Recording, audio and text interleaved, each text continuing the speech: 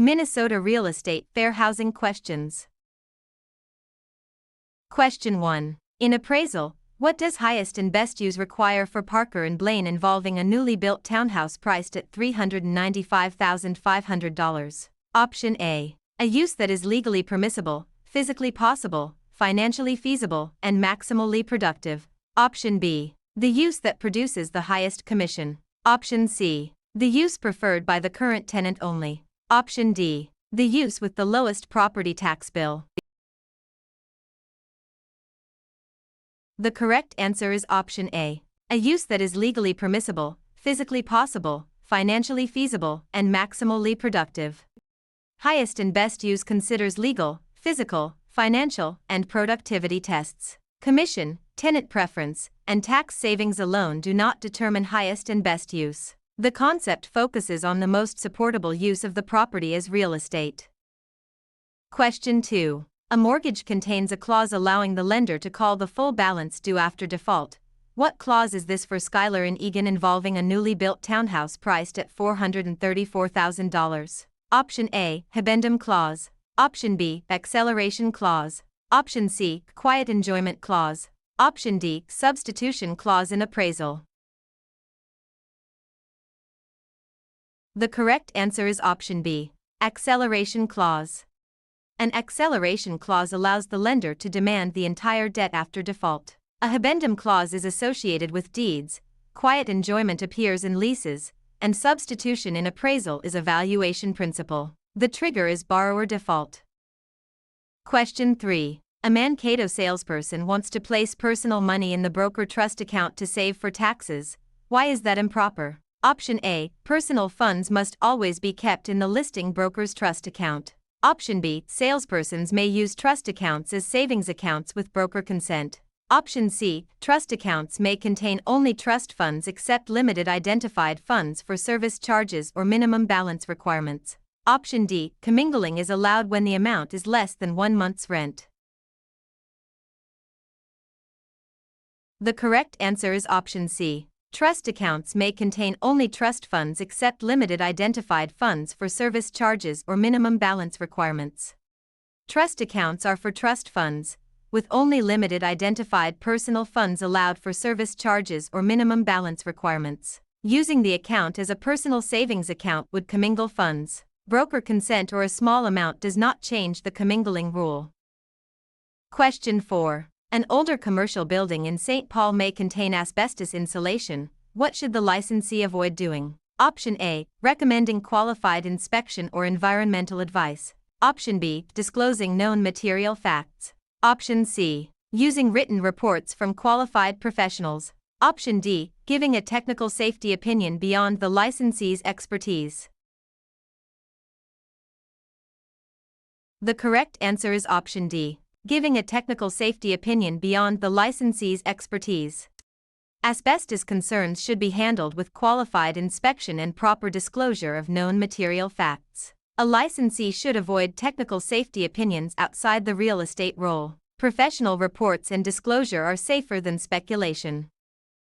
Question 5. A rumor says a Brainerd home was once the site of a natural death and possible paranormal activity. Under Minnesota disclosure rules, how is that fact treated for Morgan and Brainerd involving a townhome priced at $365,000? Option A. It is not treated as a material fact that must be disclosed merely for that reason. Option B. It must always be disclosed in the listing contract. Option C. It makes the property unmarketable until court approval. Option D. It requires the buyer to receive a separate environmental report. The correct answer is option A. It is not treated as a material fact that must be disclosed merely for that reason.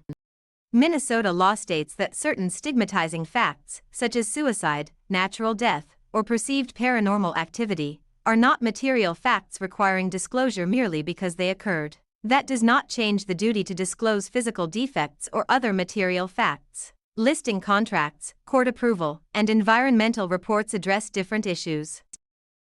Question 6. A buyer transfers contract rights to another buyer but remains liable unless released. What is this called for Kendall and Winona involving a small retail building priced at $273,500? Option A, novation with automatic release. Option B, assignment. Option C, this cheat. Option D, ad valorem taxation. The correct answer is option B, assignment. Assignment transfers contractual rights to another party, but the assignor can remain liable unless a release or novation occurs. Is cheat and ad valorem taxation are unrelated. The distinction between assignment and novation is commonly tested. Question 7. If assessed value is $227,600 and the tax rate is 12 mils, what is the annual property tax? Option A, $1,108. Option B, $7,255. Option C, $2,731. Option D, $42,675. The correct answer is option C, $2,731. A mil is $1 per $1,000 of assessed value, so the tax is assessed value multiplied by mils divided by 1,000. Monthly interest, points, and down payment are financing calculations. Millage questions require converting mils to a decimal rate. Question 8. If a Eden Prairie property sells for $295,500 and the buyer obtains an 70% loan, what is the buyer's down payment? Option A, $206,850. Option B, $20,685. Option C, $2,311. Option D, $88,650. The correct answer is option D, $88,650. The down payment is the sale price minus the loan amount. The loan amount is the financed portion, the commission is a brokerage compensation calculation, and the tax proration allocates property taxes. Separating buyer equity from loan proceeds is a core exam math skill. Question 9. If an override clause appears in Morgan Nolan's listing agreement, what must the licensee provide within 72 hours after the listing expires for the clause to be effective? Option A, a protective list. Option B, a new deed. Option C, a county tax appeal. Option D, a mortgage payoff statement. The correct answer is option A, a protective list. An override clause is tied to a protective list supplied within the required time after expiration. A deed, tax appeal, or payoff statement does not preserve the broker's override rights. The protective list identifies prospects covered by the clause. Question 10. Before Blair schedules the salesperson examination after studying in Duluth, which pre-license course must already be completed? Option A, Course 2 only. Option B, Course I. Option C, Course 3 only. Option D, the annual continuing education module. The correct answer is option B, Course I. Course I must be successfully completed before a candidate registers for the salesperson examination. Course 2 and Course 3 are required before license application, while the annual module is a continuing education requirement for licensees. Confusing pre-license and continuing education rules leads to the wrong result. Question 11. At the end of a Minnesota tenancy, what must a landlord generally do with the tenant's security deposit after receiving a forwarding address for Avery in Northfield involving a fourplex priced at $331,000? Option A, keep the entire deposit automatically as a cleaning fee. Option B, apply the deposit to the broker's commission. Option C, return the deposit plus interest or provide a written explanation of lawful deductions within the required time. Option D, record the deposit with the county as a deed restriction. The correct answer is option C, return the deposit plus interest or provide a written explanation of lawful deductions within the required time. Minnesota law requires the landlord to return the deposit with interest or provide a written explanation for lawful deductions within the required period. Automatic forfeiture, commission payment, and county deed restrictions do not match the security deposit rules. Security deposits remain tenant funds unless a lawful deduction applies. Question 12. A rental property produces $61,500 in net operating income and investors require a 6.5% capitalization rate. What value is indicated by the income approach? Option A, $228,125. Option B, $154,000. Option C, $68,150. Option D, $946,154. The correct answer is option D, $946,154. The income approach using direct capitalization divides net operating income by the capitalization rate. Gross rent multiplier, loan amount, and frontage calculations use different inputs. The cap rate converts expected net income into an indicated value. Question 13. A lender must disclose the cost of consumer credit so borrowers can compare loan terms. Which federal law is most directly involved for Riley and Red Wing involving a mixed-use property priced at $296,000? Option A, Truth in Lending Act. Option B, Sherman Antitrust Act only. Option C, Clean Water Act only. Option D, Minnesota Torrens Act only. The correct answer is option A, Truth in Lending Act. Truth in lending requires disclosure of credit terms such as APR in many consumer loans. Antitrust, environmental, and Torrens land registration laws address different areas. The question focuses on loan cost disclosure. Question 14. A lender draws a line around a Olmsted neighborhood and refuses otherwise qualified mortgage applicants there. What fair housing and lending term best fits for Hayden in Rochester involving a small retail building priced at $444,500? Option A, plottage. Option B, redlining. Option C, accretion. Option D, estoppel. The correct answer is option B, redlining. Redlining is denying or limiting credit in an area for discriminatory reasons rather than evaluating individual qualifications. Plottage relates to value from assemblage, accretion is natural land buildup, and estoppel prevents inconsistent claims. Area-based discriminatory lending violates fair lending principles. Question 15. Which fiduciary duty requires a broker to follow a client's lawful directions for Taylor in Maple Grove involving a rental house priced at $350,500? Option A is cheat. Option B, novation. Option C, obedience. Option D, subordination. The correct answer is option C, obedience. Obedience requires following lawful client instructions. It does not require obeying illegal instructions or ignoring disclosure duties. Is cheat, novation, and subordination are unrelated legal concepts. Question 16. Before negotiating a purchase involving a licensee's sibling as a principal, what should the licensee do for Drew in Woodbury involving a lake cabin priced at $306,500? Option A, say nothing because relatives are not licensees. Option B, disclose only after the commission is paid. Option C, ask the lender to disclose it instead. Option D, disclose the relationship in writing before negotiating or consummating the transaction. The correct answer is option D. Disclose the relationship in writing before negotiating or consummating the transaction. Minnesota requires written disclosure when a principal is a licensee's relative or business associate. Waiting until after commission payment is too late, and the duty is not shifted to the lender. The rule protects parties from undisclosed conflicts of interest. Question 17. A tenant remains in possession after a lease expires without the landlord's consent.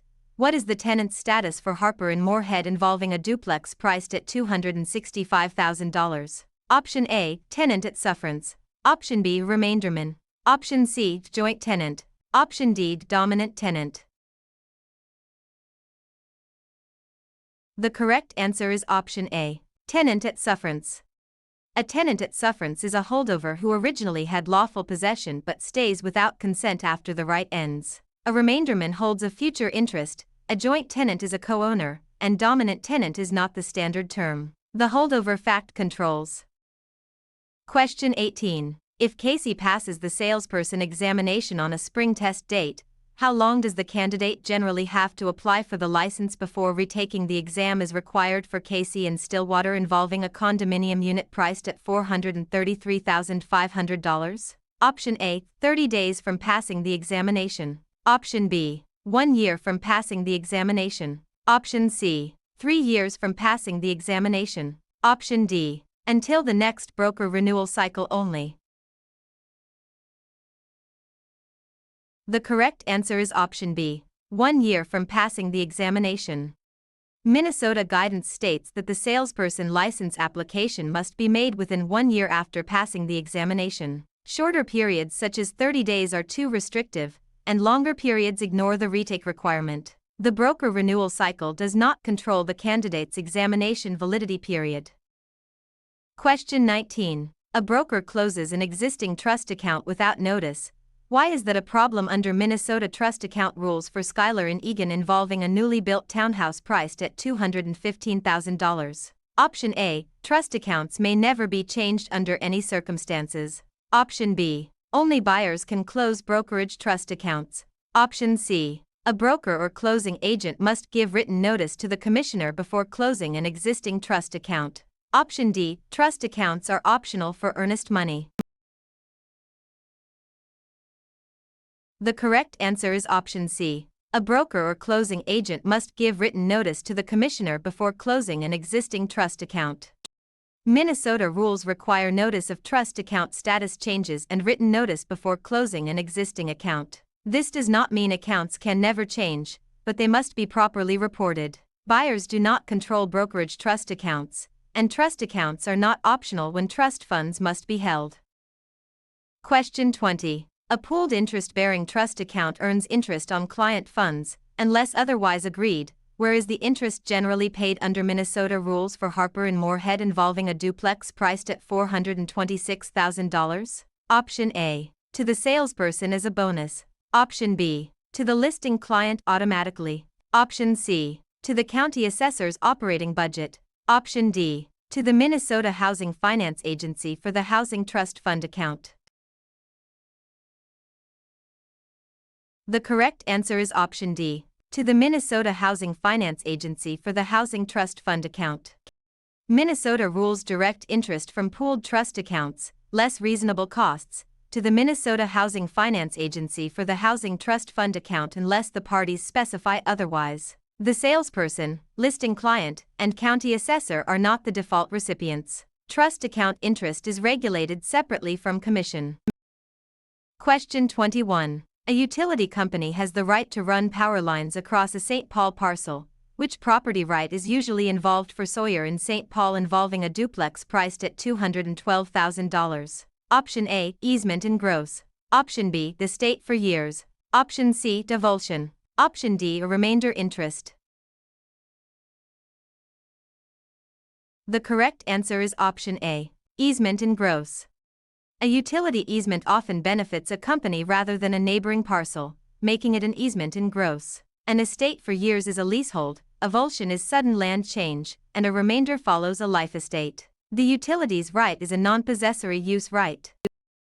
Question 22. When Morgan, a licensee, intends to buy a client's property in Winona, what disclosure is required before negotiation or consummation? Option A. The licensee may stay silent if paying full market value. Option B. The licensee must affirmatively disclose the license status and the capacity in which the licensee is acting. Option C. The disclosure is needed only after the deed is recorded. Option D. Only the buyer's lender must be told about the license.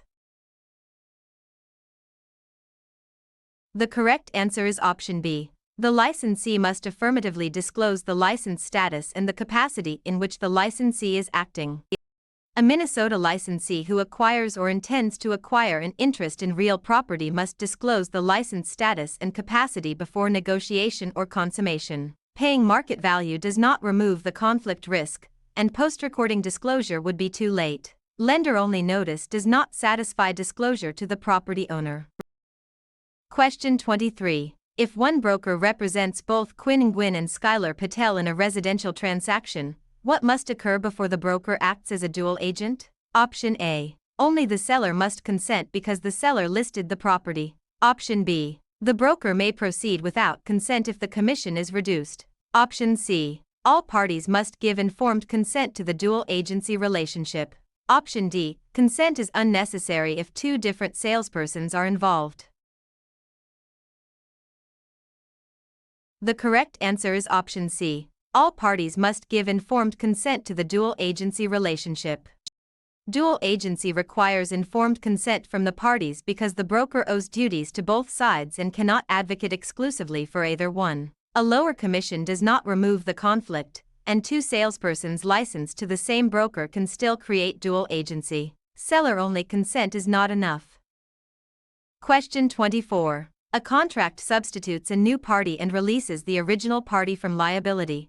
Which term best describes that change for Drew and Woodbury involving a single-family home priced at $285,000? Option A, assignment only. Option B, accretion. Option C, hypothecation. Option D, novation. The correct answer is option D, novation. Novation substitutes a new obligation or party and releases the original party when all required parties agree. Assignment transfers rights but does not necessarily release the assignor. Accretion and hypothecation involve land buildup and pledging property as security. Question 25. At closing, why are prepaid property taxes or rents commonly prorated between buyer and seller for Schuyler and Egan involving a townhome priced at $438,500? Option A. To allocate income or expenses to the party who owned the property during the relevant time period. Option B. To change the sales price after acceptance. Option C. To avoid recording the deed. Option D. To eliminate the need for title insurance. The correct answer is option A. To allocate income or expenses to the party who owned the property during the relevant time period. Priorations allocate recurring income and expenses based on the period each party is entitled to or responsible for them. They do not rewrite the price, avoid recording, or replace title insurance. Closing statements use debits and credits to make this allocation. Question 26. Which deed gives Blair Miller the broadest set of title warranties from the grantor? Option A, quitclaim deed. Option B, general warranty deed. Option C, bargain and sale deed with no covenants. Option D, tax certificate only. The correct answer is option B, general warranty deed.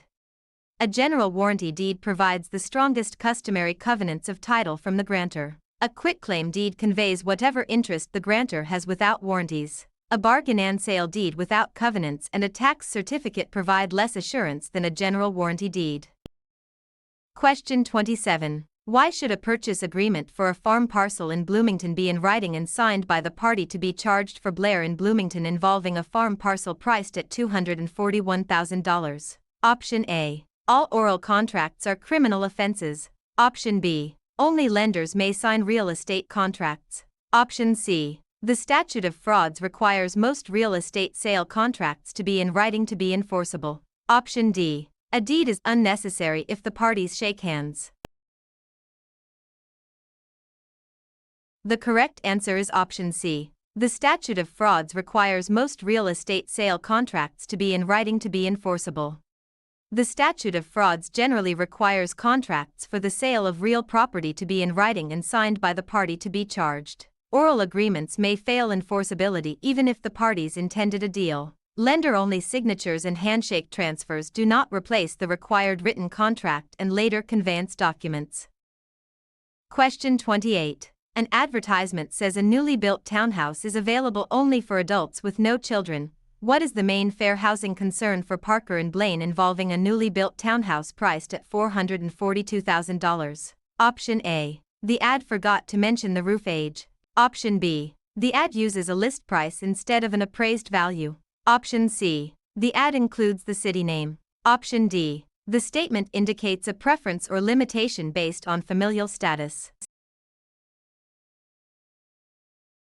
The correct answer is option D. The statement indicates a preference or limitation based on familial status. Advertising cannot indicate a discriminatory preference or limitation based on familial status except where a valid housing for older persons exemption applies. Roof age, list price, and city name are not the fair housing issue in the wording. The problem is discouraging families with children. Question 29. A buyer asks whether a nursing home in the neighborhood must be disclosed as a material fact. How does Minnesota treat the issue for Rowan in Mankato involving a mixed-use property priced at $248,000? Option A. The location of a nursing home nearby is not a material fact that must be disclosed merely for that reason. Option B. It is always a material defect in the property. Option C. It requires a separate appraisal license.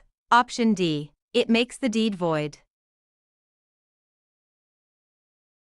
The correct answer is option A. The location of a nursing home nearby is not a material fact that must be disclosed merely for that reason. Minnesota law excludes certain neighborhood-related facilities, including nursing homes, from material fact treatment merely because they are nearby. This does not remove duties to disclose physical defects or known material facts. Appraisal licensing and deed validity are unrelated. Question 30. A facilitator working with Reese and Red Wing performs services without representing either side.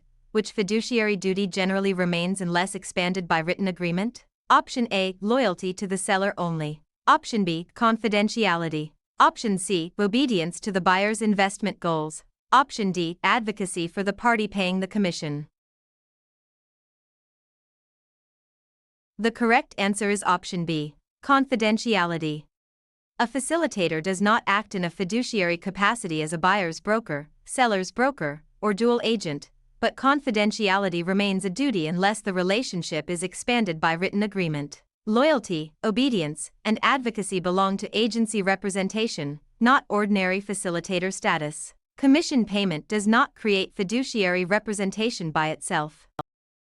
Question 31. A licensee in Duluth drafts a complex legal clause for Emerson Garcia instead of recommending legal counsel. What risk is created? Option A. Constructive eviction. Option B. Of functional obsolescence. Option C. Unauthorized practice of law. Option D. Inverse condemnation. The correct answer is option C. Unauthorized practice of law. Licensees may fill in approved forms and explain business terms, but drafting legal clauses can cross into unauthorized practice of law. Constructive eviction, functional obsolescence, and inverse condemnation describe different legal or valuation issues. Complex legal drafting should be handled by an attorney. Question 32. Which fiduciary duty requires a broker to keep client money and property properly accounted for Harper and Moorhead involving a duplex priced at $228,500? Option A. Assemblage. Option B. Accretion. Option C. Divulsion. Option D. Accounting. The correct answer is option D. Accounting. Accounting requires a broker to account for money and property received on behalf of a client. Assemblage, accretion, and avulsion are property or land concepts, not fiduciary duties. The key clue is handling client property and funds. Question 33. Under Chapter 82 standards, what must a broker do to properly supervise salespersons at a Stillwater office? Option A. Monitor brokerage activities, review transaction documents, and review trust account books and records. Option B. Let each salesperson approve their own contracts without broker review. Option C. Delegate all trust records to buyers and sellers. Option D. Supervise only advertising and ignore purchase agreements.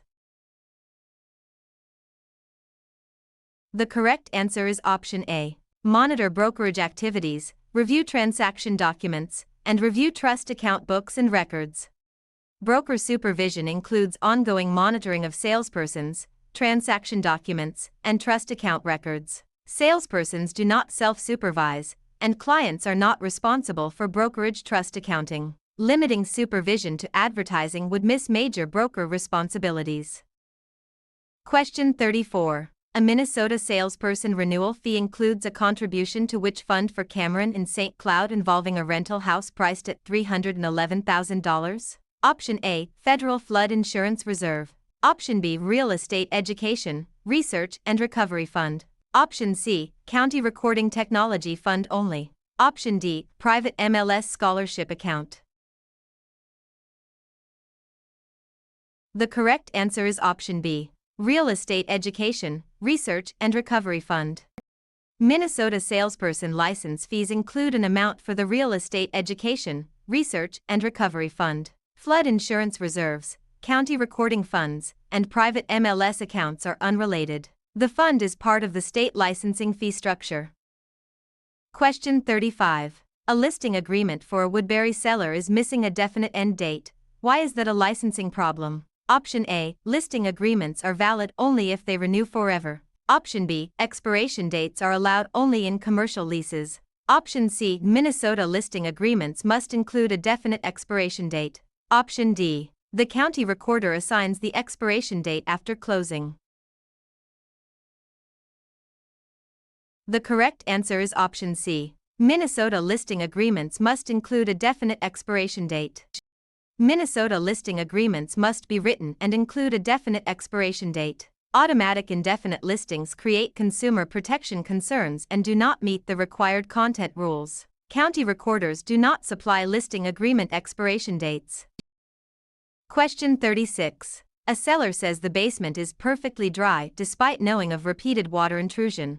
Why is that more than ordinary puffing for Drew in Woodbury involving a mixed-use property priced at $430,500? Option A. It is always protected opinion regardless of knowledge. Option B. It is allowed if the buyer gets a loan. Option C. It becomes legal if stated verbally instead of in writing. Option D. It is a factual misrepresentation about a material property condition.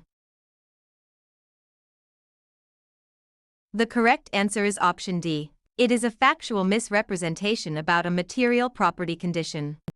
A specific false statement about a known material condition can be misrepresentation. Puffing is general opinion, not a false factual claim about water problems. Financing approval or verbal delivery does not make a known material misstatement acceptable. Question 37. A property manager collects rent for an owner in St. Cloud. How should those funds generally be treated before proper disbursement? Option A. As trust funds handled according to the broker's trust account obligations. Option B. As the manager's personal operating funds. Option C. As sales tax collected for the state. Option D. As title insurance premiums. The correct answer is option A. As trust funds handled according to the broker's trust account obligations. Rent collected for an owner is money held for another and must be handled under trust accounting duties. It is not the manager's personal money, a sales tax fund, or a title insurance premium. Property management requires careful separation of client funds. Question 38. A buyer pays 1% in discount points on a $411,750 loan. Approximately how much are the points? Option A, $2,059. Option B, $4,118. Option C, $45,750. Option D, $29,738. The correct answer is option B, $4,118. One discount point equals 1% of the loan amount, so the points are calculated by multiplying the loan amount by the point percentage. Monthly interest, down payment, and commission are calculated from different formulas. The point charge is a loan cost calculation, not a sales commission or equity contribution.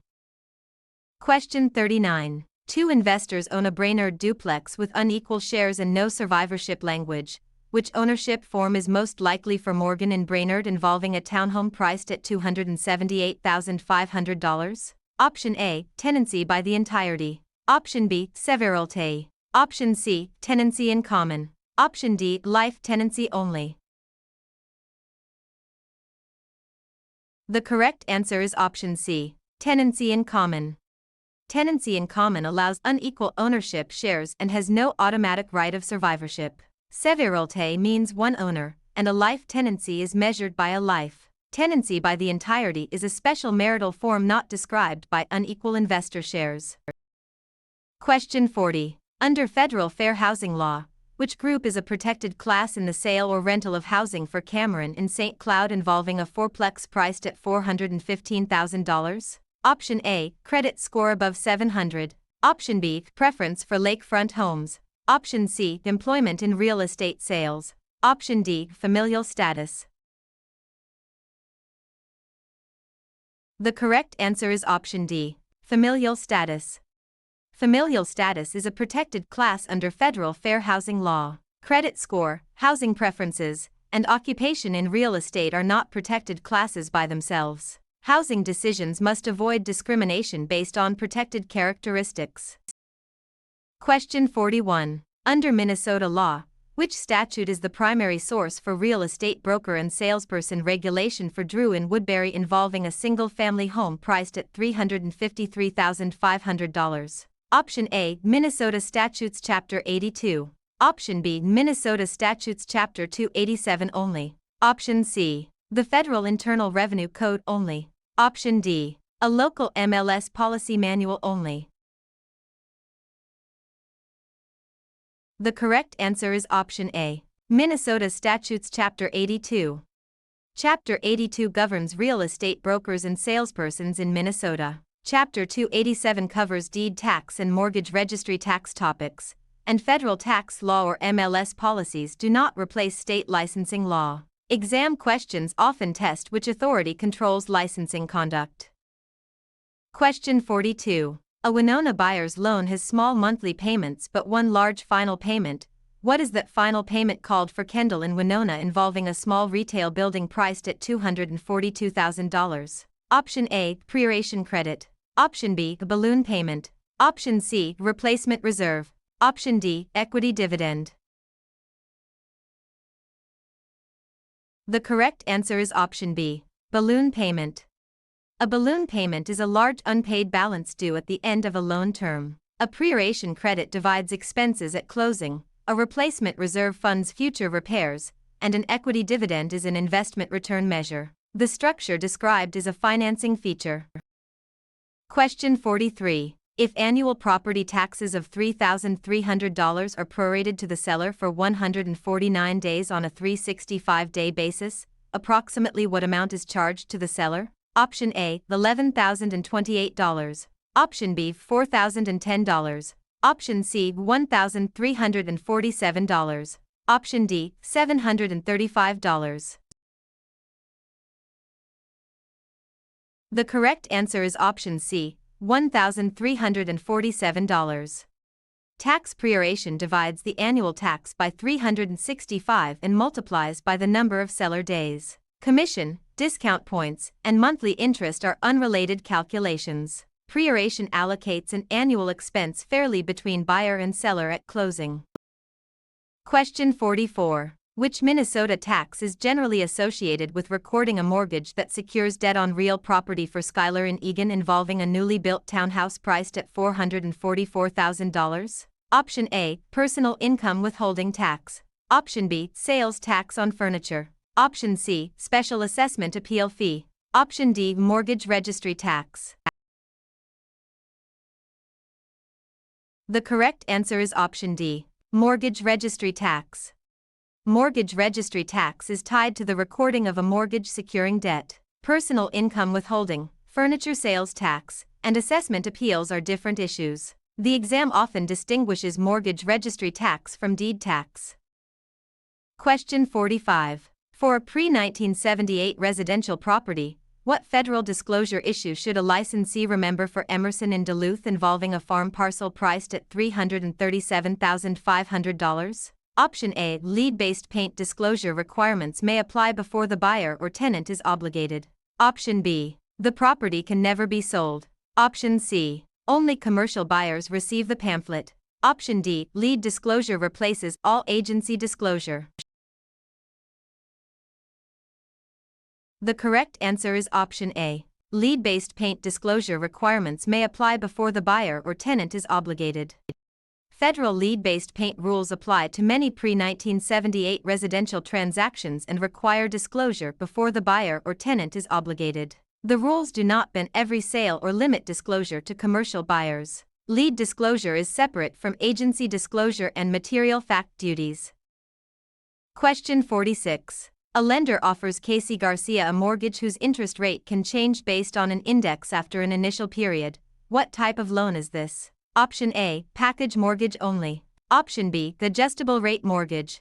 Option C, open-end listing. Option D, a graduated lease.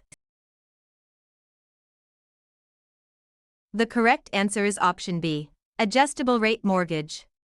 An adjustable rate mortgage has an interest rate that may change according to an index and loan terms. A package mortgage includes personal property, an open-end listing is not a standard listing type, and a graduated lease changes rent over time. The index-based interest change identifies the loan type. Question 47. What is the main purpose of an owner's title insurance policy for Finley Chen? Option A. To insure the roof against storm damage. Option B. To guarantee future market appreciation. Option C. To protect against covered title defects that existed before the policy date. Option D. To replace the need for a purchase agreement. The correct answer is option C. To protect against covered title defects that existed before the policy date. Owner's title insurance protects against covered past title defects, liens, or ownership issues discovered after closing. It is not property casualty insurance, an appreciation guarantee, or a substitute for the purchase contract. Title insurance focuses on ownership risk, not physical damage or investment performance. Question 48. In a lien theory mortgage state such as Minnesota, what does the mortgage usually give the lender for Casey and Stillwater involving a farm parcel priced at $228,500? Option A. Immediate ownership and possession of the property. Option B. A life estate measured by the borrower's life. Option C. A leasehold estate for the loan term. Option D. A lien securing repayment while the borrower retains title. The correct answer is option D. A lien securing repayment while the borrower retains title. In lien theory, the mortgage gives the lender a security lien rather than immediate title and possession. The borrower retains legal title unless foreclosure changes ownership. Life estates and leaseholds are different interests, not the ordinary mortgage relationship. Question 49. A buyer's lender evaluates income, credit, and property value without discrimination.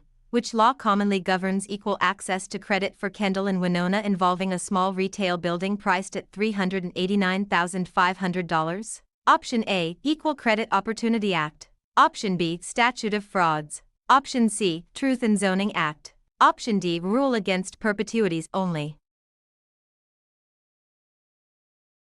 The correct answer is option A. Equal Credit Opportunity Act. The Equal Credit Opportunity Act prohibits discrimination in credit transactions based on protected characteristics. The statute of frauds concerns enforceability of certain contracts, and zoning or perpetuity concepts are unrelated to lending equality. Financing decisions must focus on lawful underwriting factors.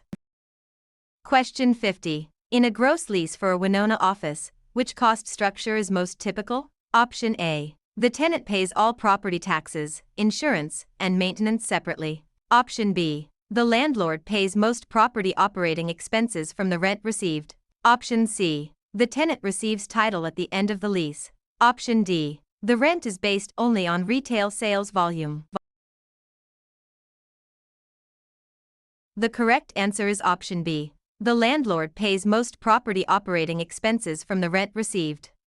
In a gross lease, the landlord typically pays most operating expenses and receives rent as a gross amount. Net leases shift more expenses to the tenant, and percentage leases tie rent partly to sales. A lease does not transfer title merely because it is gross.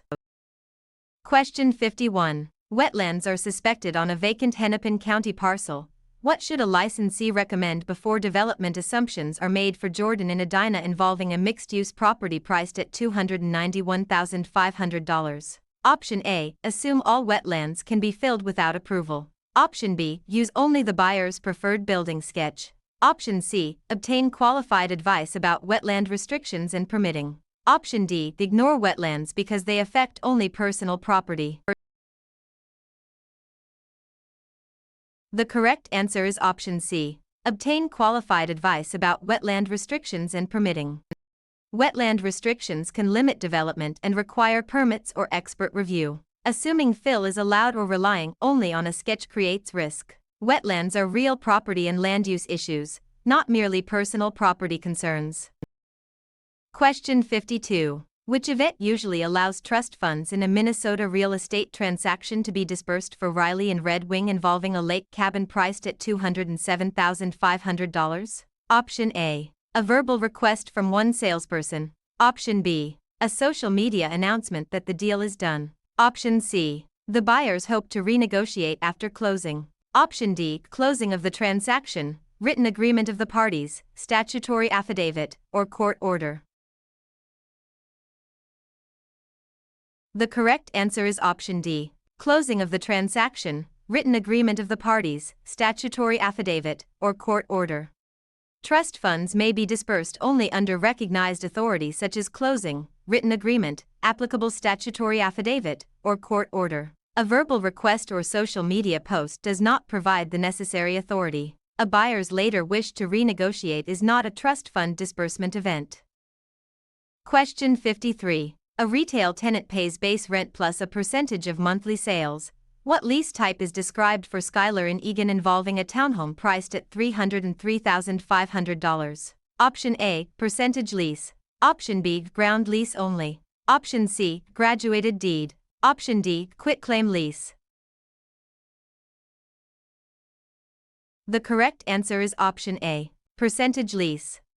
A percentage lease includes rent based partly on the tenant's sales, commonly in retail settings. A ground lease involves leasing land, and the other terms are not standard lease classifications. The sales volume rent formula is the key clue. Question 54. A seller accepts an offer only after the buyer receives financing approval. What type of clause is most likely involved for Reese in Minneapolis involving a mixed-use property priced at $385,000? Option A, Habendum clause. Option B, financing contingency. Option C, subordination clause. Option D, acceleration clause only. The correct answer is option B, financing contingency. A financing contingency makes performance depend on loan approval or financing terms. A habendum clause appears in deeds, subordination changes lien priority, and acceleration makes a debt due after default. The condition involves financing approval. Question 55. If a seller rejects Morgan Patel's offer and the listing broker holds the earnest money, when should the rejected offer's earnest money be returned? Option A, only after the seller signs a different purchase agreement.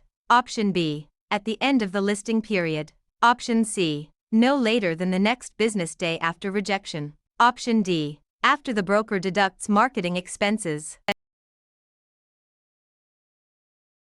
The correct answer is option C, no later than the next business day after rejection. When an offer is rejected, Minnesota trust account rules require earnest money to be returned to the potential buyer no later than the next business day after rejection. The broker cannot hold it until another sale, listing expiration, or reimbursement of marketing costs. Rejected offers do not create a right to keep the buyer's funds. Question 56. A lot has 110 front feet worth $180 per front foot. What is the indicated front foot value? Option A, $4,280. Option B, $20,598. Option C, $907,143. Option D, $19,800. The correct answer is option D, $19,800. Front foot valuation multiplies frontage by the price per front foot. Tax prioration, commission, and income capitalization rely on other formulas. The question asks only for the land value indicated by frontage.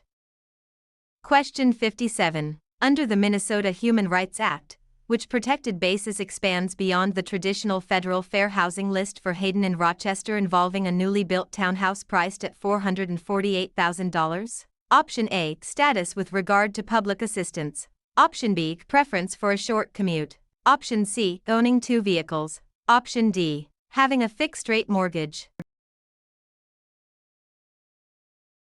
The correct answer is option A, status with regard to public assistance.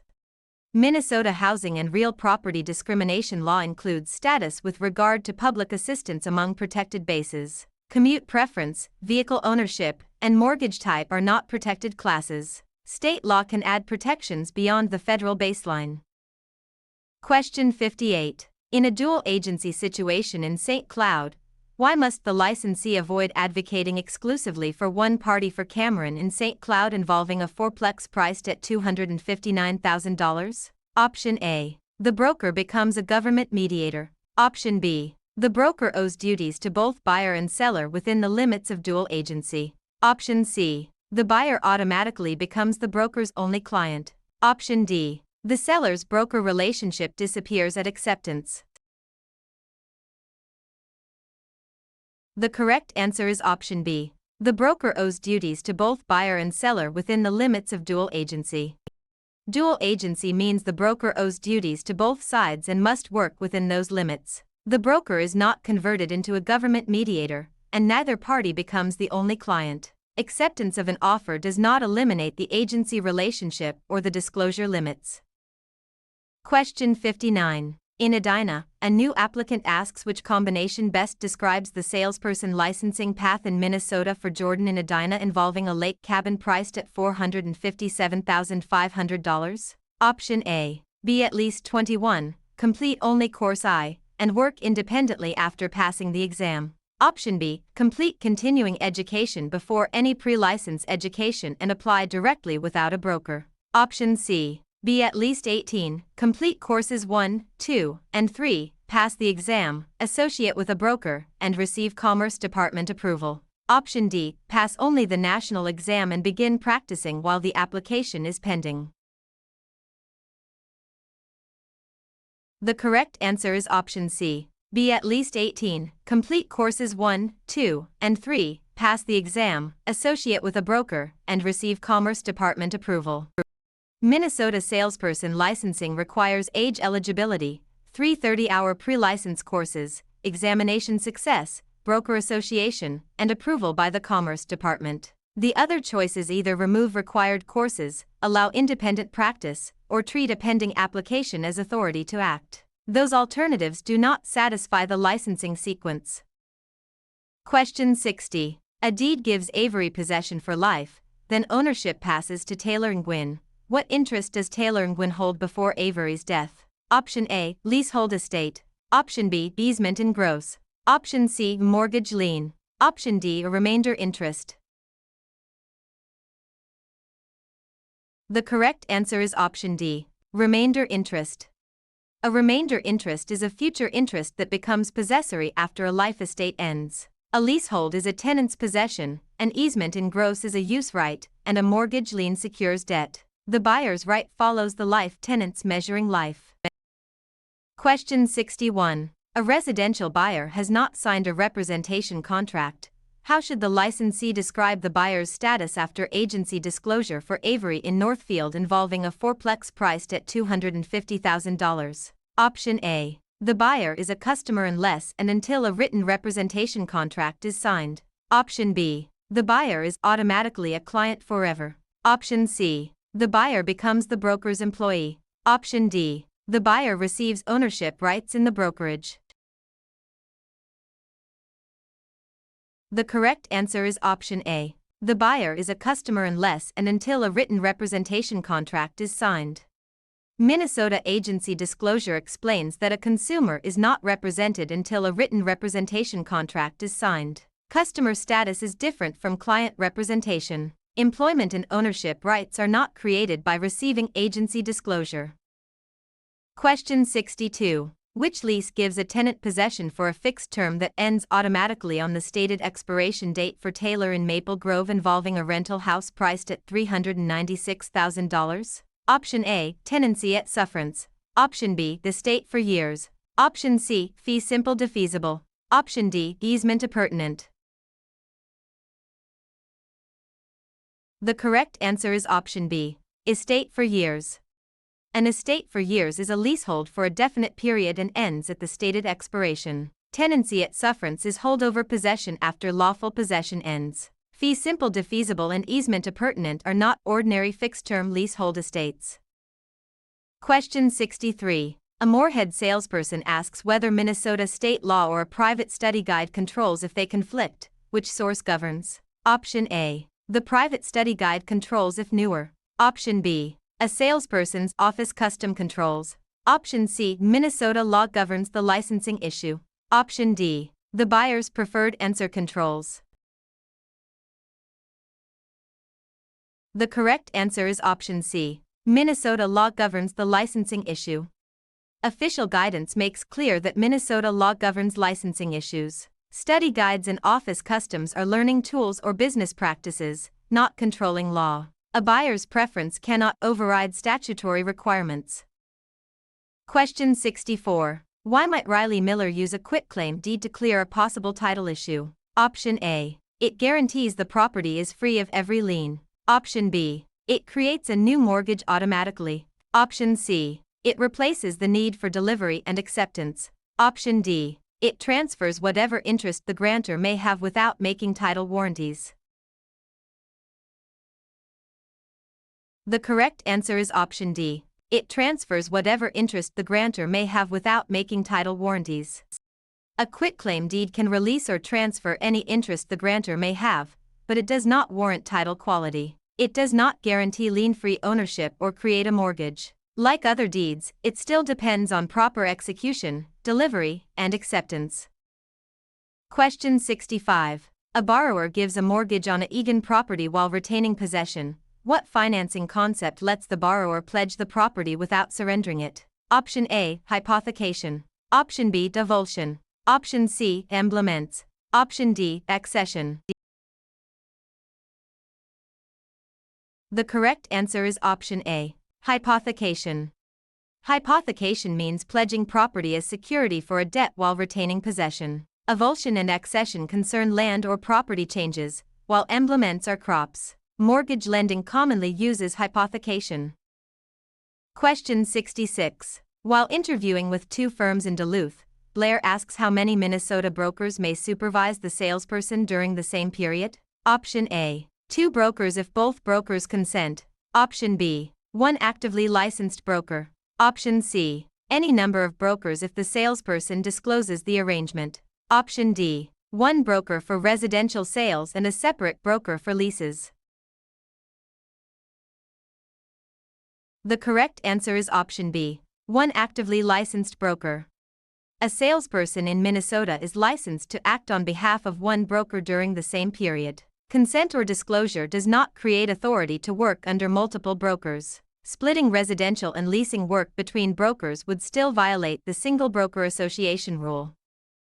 Question 67. Which ownership estate gives Parker Okafor the greatest bundle of rights with no stated end date or condition? Option A. Estate at sufferance. Option B. Life estate. Option C. Fee simple absolute. Option D. License.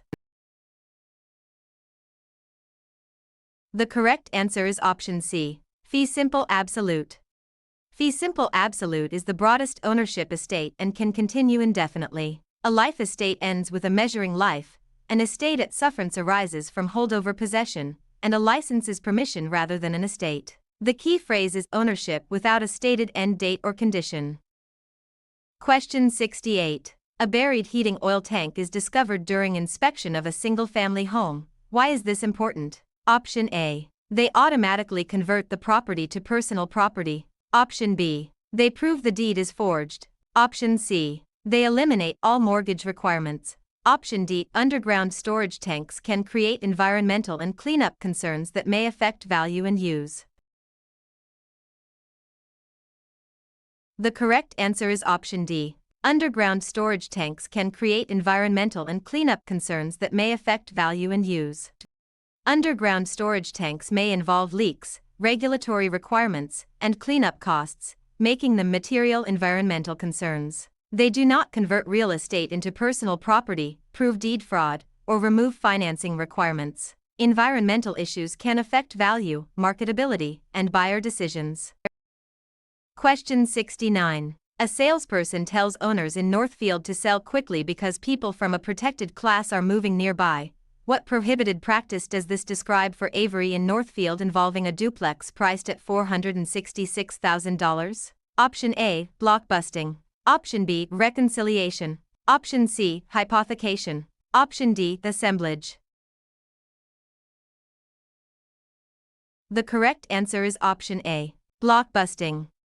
Blockbusting uses fear or panic about protected class changes to induce owners to sell or rent. Reconciliation is an appraisal step, hypothecation pledges property as loan security, and assemblage combines parcels. The key issue is discriminatory pressure on owners.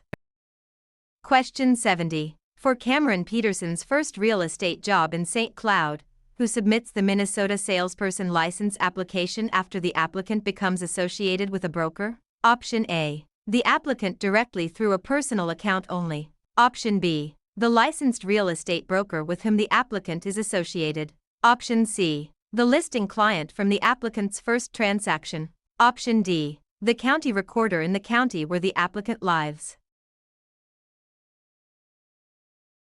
The correct answer is option B. The licensed real estate broker with whom the applicant is associated. A Minnesota salesperson must be associated with a licensed broker, and the broker submits the license application. The applicant alone does not file the salesperson application, clients have no filing role, and county recorders do not issue salesperson licenses. Broker sponsorship is central to salesperson licensure.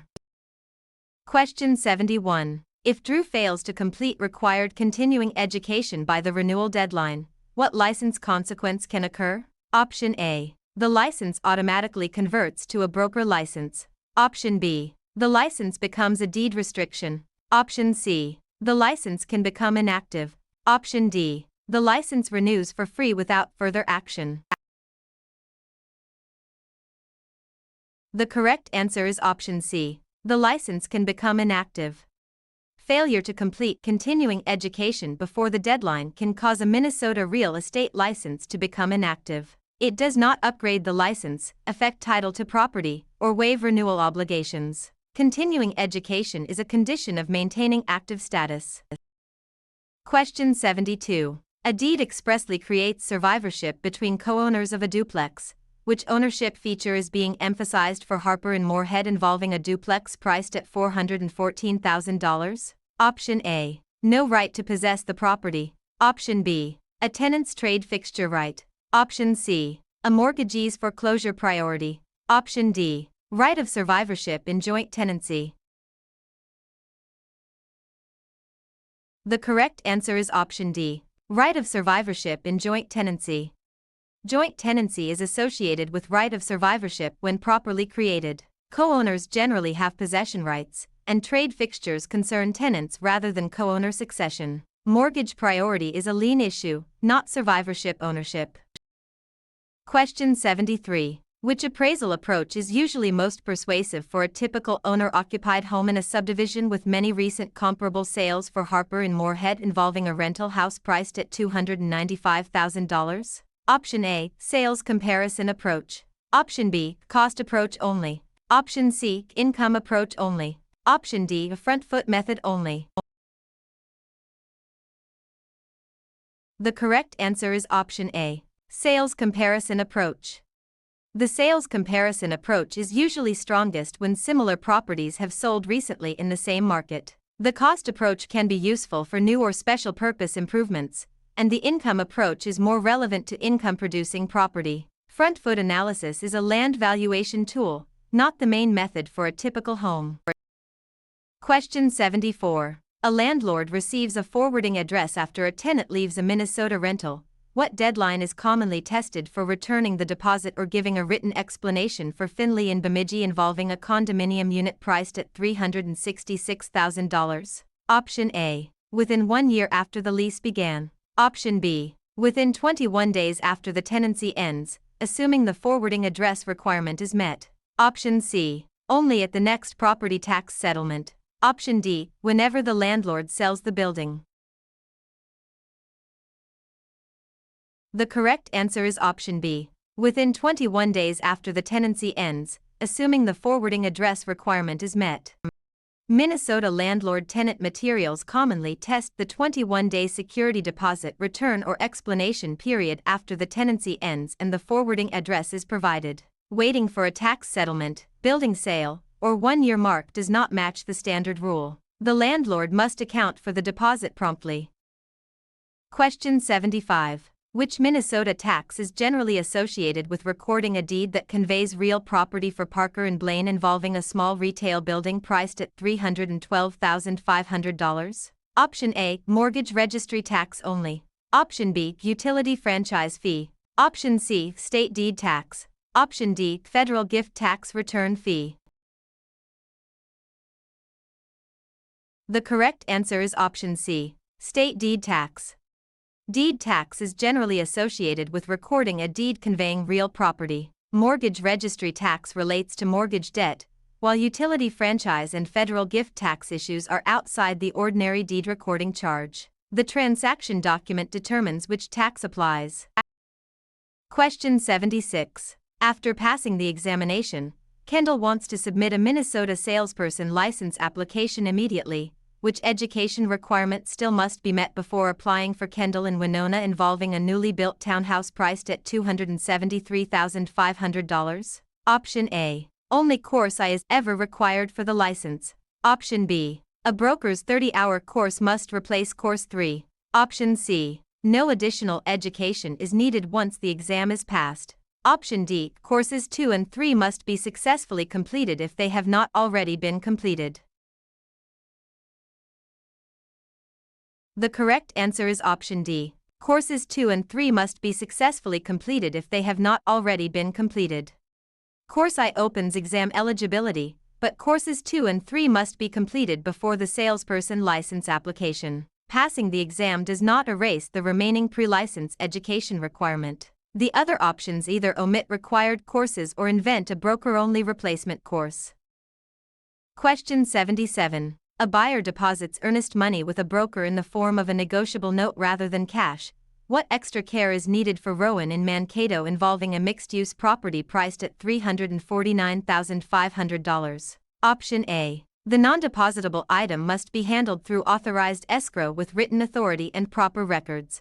Option B. The broker may throw it away because it is not cash. Option C. It can be placed in the broker's personal safe without records. Option D. It automatically becomes commission income. The correct answer is option A. The non-depositable item must be handled through authorized escrow with written authority and proper records. Non-depositable items received as earnest money require careful escrow handling, written authority when the broker holds them, and proper records. They are not discarded, hidden as personal property, or treated as commission income. The rule protects all parties' interests in non-cash deposits. Question 78. A borrower signs a promissory note and mortgage to finance a St. Cloud home.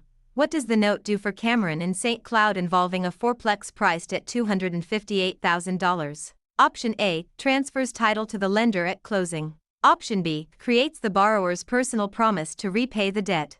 Option C. Sets the zoning classification. Option D. Records the deed tax payment. The correct answer is option B. Creates the borrower's personal promise to repay the debt. The promissory note is the borrower's promise to repay according to the loan terms. The mortgage secures that promise with a lien on the property. Zoning, title transfer, and deed tax are separate matters. Question 79. A buyer includes an inspection condition in a Blaine purchase agreement. What is the role of that contingency for Parker and Blaine involving a townhome priced at $311,500? Option A. It automatically transfers title to the buyer. Option B. It eliminates the need for earnest money accounting. Option C. It makes the buyer's duty to perform depend on the stated inspection condition being satisfied or waived. Option D. It makes the broker a home inspector.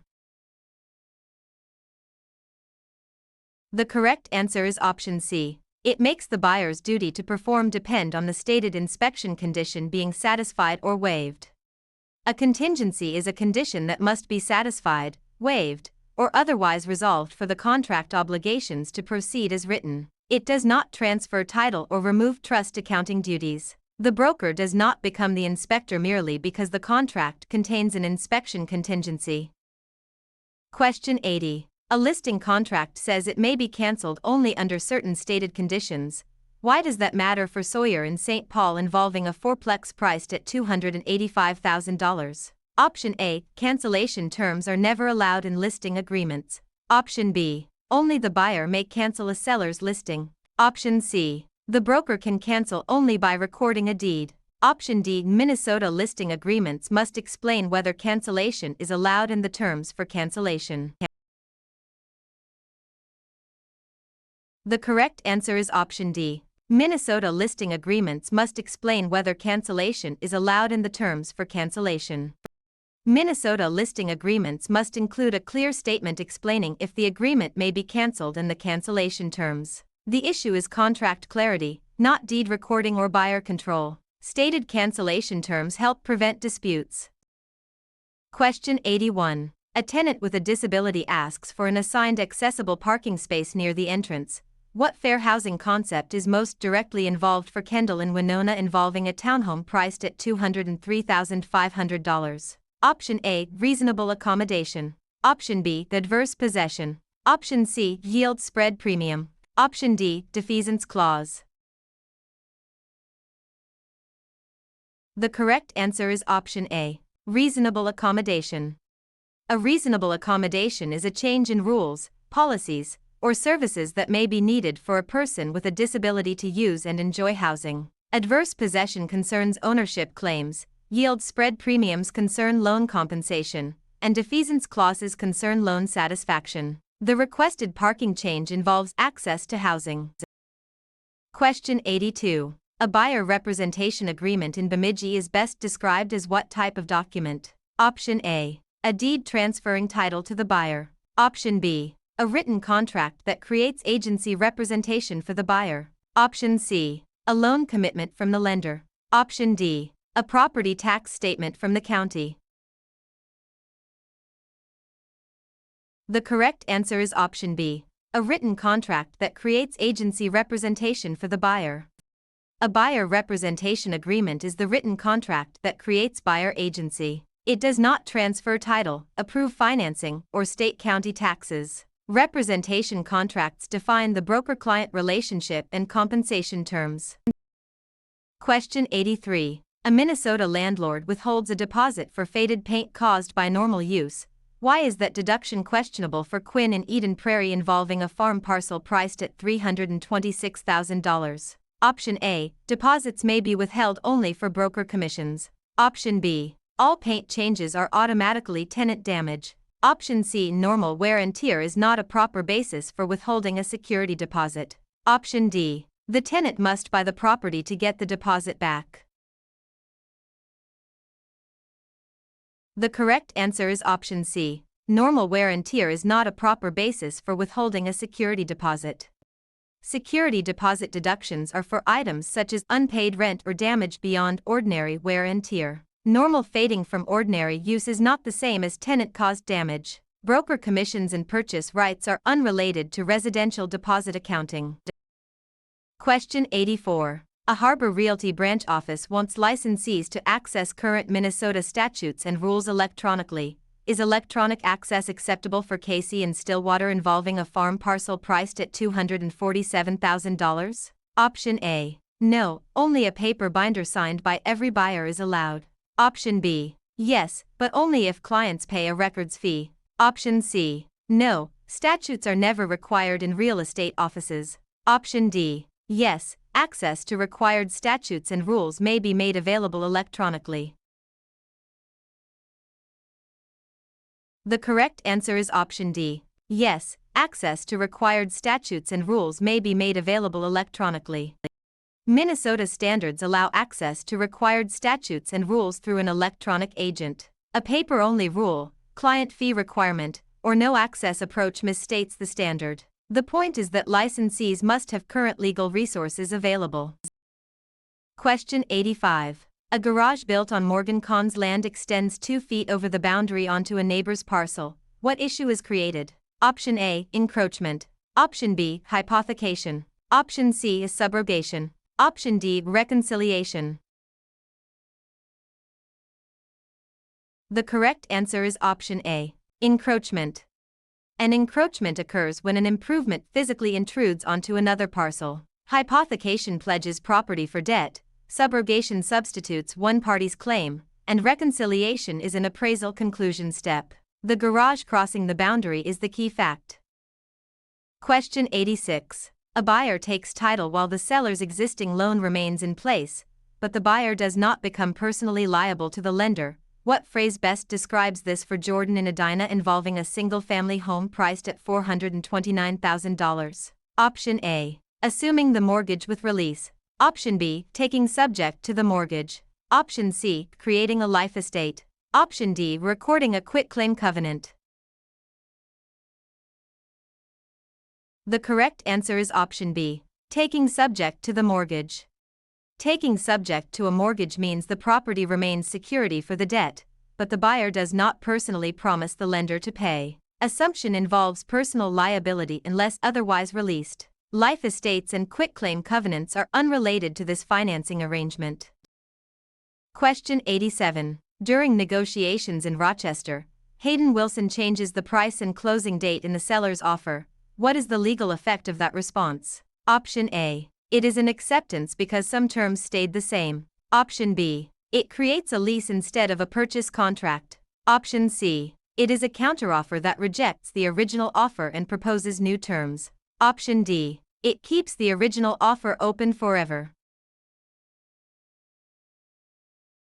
The correct answer is option C. It is a counteroffer that rejects the original offer and proposes new terms. Changing material terms creates a counteroffer rather than an acceptance. The original offer is rejected unless the offeror renews or accepts the new terms. Keeping some terms unchanged does not preserve the original offer forever or convert the transaction into a lease. Question 88. Before advertising Kendall Thompson's single-family home to the general public, what must a Minnesota licensee obtain? Option A. An oral promise that the owner may list later. Option B. A buyer's pre-approval letter. Option C. A tax parcel map from the county. Option D. A signed listing agreement or other signed written authorization from the owner or authorized person. The correct answer is option D. A signed listing agreement or other signed written authorization from the owner or authorized person. A licensee must have a signed listing agreement or other signed written authorization before advertising real property for sale or lease to the general public. Oral permission is not enough for this requirement. Buyer pre-approval and tax maps may be useful, but they do not authorize public advertising. Question 89. A social media ad for a vacant lot in Duluth uses a team name. What must the advertisement clearly and conspicuously display for Emerson in Duluth involving a vacant lot priced at $227,500? Option A. The real estate brokerage name. Option B. Only the salesperson's nickname. Option C. Only the property street address. Option D. Only the team logo without the brokerage. The correct answer is option A. The real estate brokerage name. Minnesota advertising rules require the brokerage name to be clearly and conspicuously displayed. A team name may be used only with broker authorization and the brokerage name still must appear. Nicknames, street addresses, and logos do not replace the required brokerage identification. Question 90. A licensee in Bemidji wants to know which required continuing education topics must be included in the renewal cycle along with the general module for Finley in Bemidji involving a vacant lot priced at $216,000. Option A. Only appraisal theory and mortgage underwriting. Option B. Agency law and fair housing. Option C. Only property insurance and income tax preparation. Option D. Only construction codes and zoning administration. The correct answer is option B. Agency law and fair housing. Minnesota renewal requirements include agency representation and disclosure training and fair housing training as part of the required education mix. Appraisal, insurance, tax, construction, and zoning topics may be useful, but they do not replace those mandated topics. The rule is designed to keep licensees current on representation and anti-discrimination duties. Question 91. A buyer asks about radon during a Moorhead home purchase. What is the safest professional response for a licensee for Harper in Moorhead involving a rental house priced at $469,500? Option A. Guarantee that radon is never a concern in Minnesota. Option B. Tell the buyer to ignore radon because it is a title defect. Option C. Provide required or available radon information and recommend appropriate testing or qualified advice rather than guaranteeing levels. Option D. Prepare a scientific certification without testing. The correct answer is option C. Provide required or available radon information and recommend appropriate testing or qualified advice rather than guaranteeing levels. Radon is an environmental concern that should be addressed with required information, testing, and qualified resources. A licensee should not guarantee levels or provide scientific certification without proper expertise. Radon is a physical/environmental issue, not a title defect. Question 92. If Taylor Okafor tells the licensee that the seller will not perform under the signed purchase agreement, what must the licensee do? Option A. Keep the information confidential until the closing date. Option B. Cancel the agreement without telling the buyer. Option C. Disclose only if the seller misses a loan contingency. Option D. Immediately disclose the stated intent not to perform to the other party or parties. The correct answer is option D. Immediately disclose the stated intent not to perform to the other party or parties. A licensee put on notice that a party will not perform according to the transaction agreement must disclose that intent to the other party or parties. Keeping the information secret would mislead the other side. The rule is different from a party's inability to satisfy a contingency. Question 93. At Granite Realty, a salesperson asks which online system the Commerce Department uses for many licensing services such as applications, renewals, and transfers for Morgan & Brainerd involving a newly built townhouse priced at $196,500. Option A. Pulse. Option B. MLS Grid. Option C. Torrens Online. Option D. HUD Exchange. The correct answer is option A. Pulse. Pulse is the electronic licensing system used for many Minnesota Commerce Department licensing services. MLS systems, Torrens records, and HUD resources serve different purposes. Knowing the licensing portal helps distinguish administrative filing from transaction records and federal housing resources. Question 94. A Winona parcel contains 4 acres. How many square feet are in the parcel? Option A, $8,250. Option B, $174,240. Option C, $380,375. Option D, $8,055. The correct answer is option B, $174,240. 1 acre contains 43,560 square feet, so acreage is converted by multiplying acres by 43,560. Frontage value, loan amount, and tax amount are calculated from different data. Unit conversion is a common real estate math task. Question 95. During a Stillwater license renewal review, which continuing education schedule best matches Minnesota salesperson requirements for Casey and Stillwater involving a farm parcel priced at $231,000? Option A, 10 hours every 4 years with no annual deadline. Option B, 30 hours only during the first licensing year. Option C, 30 hours before the June 30th renewal deadline, with at least 15 hours completed before the previous June 30th. Option D, only the required module with no other continuing education. The correct answer is option C, 30 hours before the June 30th renewal deadline, with at least 15 hours completed before the previous June 30th. Minnesota salespersons generally need 30 hours of continuing education before the June 30th renewal deadline, with at least 15 hours due before the previous June 30th. The other options understate the hours, remove the annual structure, or treat the module as the only requirement. Continuing education must be completed in the proper license period. Question 96. A landlord in St. Paul deducts from a security deposit for unpaid rent and damage beyond ordinary wear and tear.